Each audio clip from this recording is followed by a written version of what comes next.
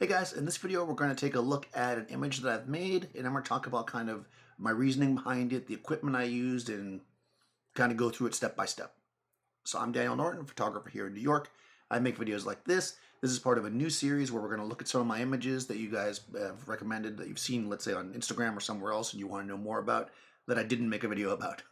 Of course, lots of videos, lots of images you see that I've done. There's videos that are made behind the scenes on Adorama or here, but some of them are not. So here's where we're going to discuss a lot of those. So this image is kind of interesting, or in a way, it's kind of special to me. The series images. So I had been in contact with a young lady, and she wanted to have a portrait made, and she was coming, but she was kind of nervous, kind of one of those nervous things. So she said, apparently she had a friend come. She didn't tell me this, but the friend was like downstairs at the cafe or whatever, and it was she came to the studio and we started making the portrait or whatever, and a little bit into it, she texted the friend or whatever, and she was like, "Oh yeah, my friend is downstairs or whatever," and I was like, "Okay." Normally if somebody comes to me and they're like, "Oh, I want my friend to come," I get a little bit weary because I'm like, "Okay, is this person gonna like get in the way or whatever?" But I was like, "Okay, I mean, they're there. I'm not gonna make them stand outside." So basically, the friend came up and we were all talking, and the friend was super cool. And I was like, I would love to photograph you because she was really cool looking, and she was really shy. Like she was like, oh.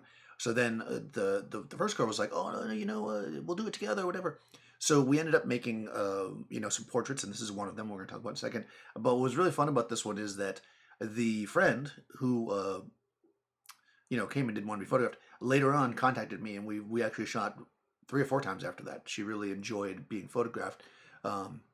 If I have, oh man, maybe I'll do that one. She called she called me one day and she's like, "I'm gonna shave my head. Will you photograph it?" And I was like, "Hell yeah!" So just out of the blue, she came by and she shaved her head. It was pretty awesome. Anyways, yeah, let me show you the image. Okay, so I'm gonna, like last time, if you saw the other one, I'm using a site called Kit, which lists all the gear and has links to it, and it is an affiliate thing. So if you click on it, then I'll be all kinds of rolling in dough. But whatever. If you want to go there, you can get all the links to the specific gear. But I'll talk about it right now. Okay, so you can see. I mean, obviously, Kit dropped down. This is our image. We've got the 2 subjects, right? And this is one of a series, of course, that we did. And what was really fun about this, I thought, was that I really wanted to create something where each subject had their own kind of personality, coming through. The stoic, friend that was there for the support, this and the kind of more, maybe emotional or softer friend, that was leaning on the first, right? This was kind of the vibe that I was getting from them. Like, I mean, I didn't really know them really, except I've only known them for an hour or so, but you can get that feeling with people, you just kind of like, this is pretty cool. So what I did here was I decided that I was going to light each of them independently. So I'm actually using 3 lights in this setup. 2 of them, let me go here. I'm using the Dado Light SM24 300U. So basically, I'm using the small focusable lights, 2 of them, and in addition to that, I'm using a softbox, which is the Dado the baby softbox, which is the same one I used before in the last video I just made this week. So if you want to go back and look at that one, you can see what a difference this box could make depending on situations. And what I've done here is I've created essentially 3 areas of light. The first area of light is on the friend that's sitting on the apple box. She is being lit with a small hard light, right? Some of that light is pouring past her and hitting the wall as well, of course. And that's creating the shadows, the mood, right? It's shaping the face, and creating, kind of just a nice look overall. Not everybody can take that kind of light, but if you have somebody who has a really good, strong face, it can really be great, right? The second light is actually the same type of light, right? And it's coming almost from the same direction, but the light is way lower. It's actually lower on the stand, and that's the girl on the ground is being lit with that one, right? She is basically, her head's being lit with that, I should say. Her face is being lit with that light. The side of her face is creating shadow. It's giving more of the look of her. She's addressing the camera, so I want to make sure that you could see her eyes.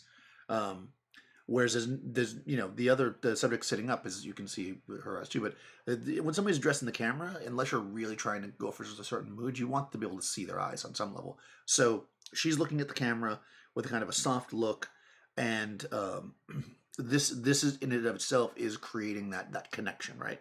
You look at this and you're immediately drawn down to her, and the strength of the other friend is sitting up. And the third light here is actually the softbox, and it is actually above the set, shooting almost directly straight down. And that's where we're getting some of this, right? Because you can see this shadow here. See how hard it is? It's filled in. That's filled in because the softbox. The softbox is basically it kind of just dropping light into the set and giving an overall ambiance. That's all it's doing. It's very minor. I guess it's hitting her legs a little bit here too. So basically, you've got this like these divisions of light. You've got one light. Oh, you can't see my mouse, so I don't know why I'm mousing over it. I'm so used to doing that on Twitch. If you guys don't watch on Sunday on Twitch, this is why I kind of got inspired to do this, is because I kind of go through images that I've recently shot and we talk about them. So I thought this would be really fun. Maybe I need to do this in Capture One so you guys can see my mouse. But anyways, trying new things. So you've got the three zones, right? You got the sitting girl, or kneeling, I guess. Well, she's sitting on her legs. The sitting on the apple box friend, and then you've got this other light that's just kind of filling the space with light. The light in and of itself is a little bit imperfect, and again, that's intentional, right? I could have, right? I mean, a lot of people shooting something like this might have, right? If two people just came in and said, we want to sit, and one person's going to sit on the ground. Or let's say this was a different type of setup. Let's say that this is an engagement picture or something like that, right? You might have used a giant softbox and lit them both really evenly, right? With one giant source wrapping around, giving them both the same light. But I wanted to be able to light each independently to be able to control not only the exposure on them, but also the direction of the light and how it came in. Because if you look at the shadow pattern, I can't just using my mouse again, the shadow pattern on the girl that's up high, her shadows are almost completely down, right? Whereas the others are coming from the side. It doesn't look unnatural because up top the light's coming down, and then the person below, it's on the side, but it's lower. If they were standing next to each other, you would see they're lit with completely different light sources. But because of the way they both have shadow going off to camera left, on some level, because of the placement of the light source, so everything feels like it fits, right? It fits together. It's creating kind of an overall scene. I decided to leave some of the set in the shot. This is actually the same. I think a bunch of these initial ones are going to be with my data light stuff, because these are the shots I don't usually get to make videos of. I'm just using an auto pull to push the wall back there, and sometimes I like to use that set. So there's like a wooden wall back there creating space. I like the way it reflected. I liked how it came into the shot. If you're a person that doesn't like that, you could put anything back there. But I feel like this kind of shot, if it was on like a seamless sweep that was really even, it wouldn't look right. The part of this shot is that there's a moment, there's a mood, there's something going on here between these two individual friends. One drawing strength from the other.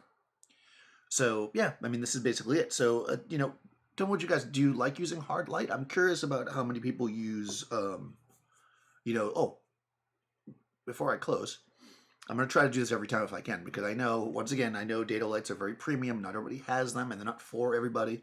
So if you were trying to create this with something else, I think your best bet, besides using Aries, which I mentioned last time, would be small flash, like speed lights. Like if I had to recreate this now without the dados, I would use my Profoto A1s, and I would basically do it exactly the same way. I would have one light on each of the subjects, and I would probably use grids because the access to barn doors for that is not great.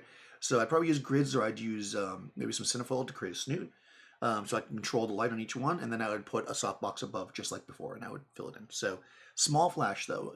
I mean, you could do a bigger flash, but what I really want is this small source, right? I want this small light source. The bigger, even if you look at like a Profoto like B1X, which is relatively small, it's still like that, right? The data light's only this, so I want the smallest light possible. That's not within reason, of course, to be able to shape this out. So I would use small flashes, and I would do it pretty much the same way. In fact, maybe I'll recreate something like this with small flash at some point. I think that this could. I'm going to see where this evolves to, because I enjoy talking about the images, but it might be fun to recreate some of them using other tools Because I know people always ask me that. That's probably one of the main questions people say. Can I do it with something else? It's like, I mean, I guess, you know. I always have lots of lights. I mean, I am a lighting guy, and I, I know that lights are very specific. It's kind of like, yes, you could shoot everything with 50 millimeter lens, but sometimes you want to use different lenses for different effects, and it won't be the same if you just shoot it with the 50, right? Um, and it's the same situation here. You could do this with other stuff, but it won't be exactly the same. I mean, you know, you could probably get pretty close with speed lights, though, I think. I feel like speed lights would be a little bit more harsh. They're not going to be, because that A1's even, but it's not as even as, like, I mean, the dados are, oh, they're so smooth. So, uh, also, if you don't want to spend money, don't even, like, try to use the dados, because I've never met a person that used a dado and didn't buy one, because they're so good. But anyways, I digress. They're my favorite light, for if that's not obvious. Anyways, going back to that, let me know what you guys are doing. I mean, do you like to light like this in zones, or do you prefer just a big old box that lights everything up even and more kind of creamy on your subjects when you're shooting groups? You know, do you like doing these independent little blasts of light, or do you prefer larger sources? In any case, if you haven't already, go ahead and subscribe, and I will see you next time.